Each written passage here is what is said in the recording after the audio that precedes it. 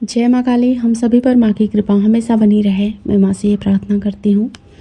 आज मैं आपके साथ एक ऐसी घटना शेयर करूँगी जो कि बहुत ही ज़्यादा आश्चर्यजनक है। विश्वास जल्दी नहीं होगा, लेकिन हाँ, जो लोग माँ पर पूर्ण श्रद्धा रखते हैं, माँ काली को मानते हैं, उन पर अटूट विश्वास करते हैं, उनको ये बातें ज़रूर सच लगेंगी।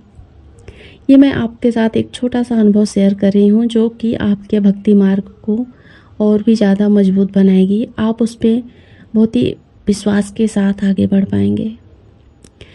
तो मैं अपनी जो बातें करूं तो मैं पूरा जीवन अपना पूरा मतलब जो कुछ भी है मेरे पास वो सब कुछ माँ को समर्पित कर दिया है। मैं माँ को बोलती हूँ कि माँ, सब कुछ आपका है, मेरा कुछ भी नहीं है। कभी कभी मैं कहीं बाहर रहती हूँ तो मैं कहती हूँ माँ को कहाँ स्थान दूँ। मैं कहती हूँ माँ, आप मेरे शरीर पे वास करो, मेरे कंधे पर वास करो, मेरे सर पे बैठ जाओ। मैं आपको क्या स्थान दूँगी, क्या जगह दूँगी, सब तो आपका ही बनाया हुआ है। मैं आपको भला क्या दे सकती हूँ। जो कुछ भी खाती हूँ पीती हूँ, मैं माँ को संपूर्ण रूप से उनको पहला निवाला लेने से पहले बोल देती हूँ कि माँ, आप भी ग्रहण कर लो।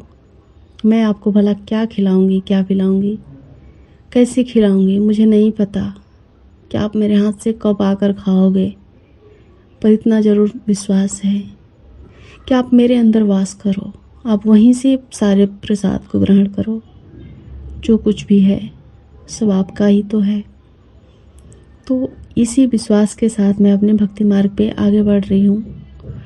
उसी समय मुझे एक घटना जो घट रही है वो मैं आपके साथ शेयर कर रही हूँ। आप अपने राय कमेंट में लिखिएगा, आपके क्या विचार है इस पे भी लिखिएगा, ताकि मैं भी जानूँ कि क्या सिर्फ हम ही एक हैं या फिर और भी बहुत सारे माँ के ऐसे पागल भक्त पड़े हैं जो इतनी पागलपन की हद तक माँ काली से प्यार करते हैं, अपने ईश्वर से प्यार करते हैं।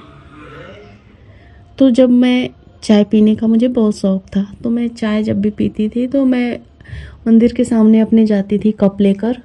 ये कुछ दिनों के पहले की बात है, जब मैं कप लेकर जाती थी, फिर मैं अपनी माँ को बोलती थी कि माँ चलिए चाय पीते हैं। तो मुझे नहीं ध्यान रहता था, फिर मैं बैठती थी अपना भजन वगैरह सुनती या फिर कुछ भी देखती, जो भी मोबाइल में रहता वो चीज़ें, रील्स वगैरह देखती, फिर मैं चाय पी जाती और मुझे पता भी नहीं चलता। कुछ दिन ऐसे बीतते चले गए।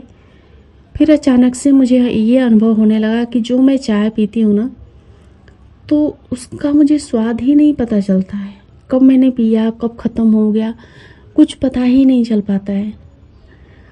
अचानक से चाय जैसे कप में से गायब हो जाती है और मुझे उसका अनुभव नहीं हो रहा है, मुझे उसका बोलते सेटिस्फेक्शन ही नहीं हो रहा है कि हाँ मैंने चाय पिया है, उसकी तलब ही नहीं ख़त्म हो रही है।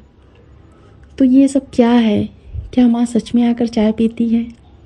ये मेरा विश्वास है कि हाँ, मेरी माँ आकर चाय पीती है मेरे साथ। आपका इस पर क्या कहना है?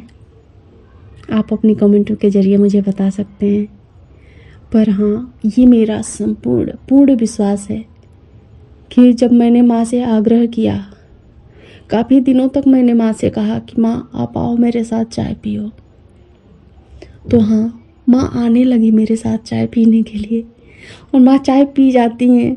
मुझे पता ही नहीं चलता है कब मेरी चाय ख़त्म हो गई, उसका टेस्ट भी नहीं आता है मेरे ज़बान पर। ये बात मैंने कुछ एक लोगों से शेयर की, तब से थोड़ा अनुभव कम हुए। फिर भी मैं माँ से फिर से प्रार्थना करूँगी।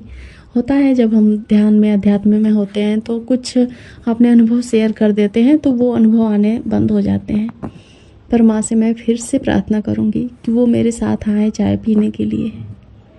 जो सुकून हमें भक्ति में मिलता है, आप बताओ कहाँ मिलेगा ये सुकून? हाँ, ये पागलपन है, इसे वैज्ञानिक लोग एक मानसिक बीमारी कह सकते हैं, पर हम इसी पागलपन में खुश हैं, हमें बहुत ही ज़्यादा सुकून है। तो आप बताइए, इससे बढ़कर सुकून क्या हमें वो करोड़ों रुपए दे सकते हैं? जिन लोगों के पास करोड़ों रुपए हैं उनके पास भी इतनी खुशी, इतना सेटिस्फेक्शन और इतना उत्साह नहीं होगा जितना कि हम जैसे भक्तों के पास होता है। बस मैं यही चाहूँगी कि माँ बस इसी तरह हमारे साथ रहें, हर पल हर क्षण हमारे एहसासों में रहें, ताकि हम और भी ज़्यादा सुकून से अपने जीवन को जी सकें। जय माँ काली।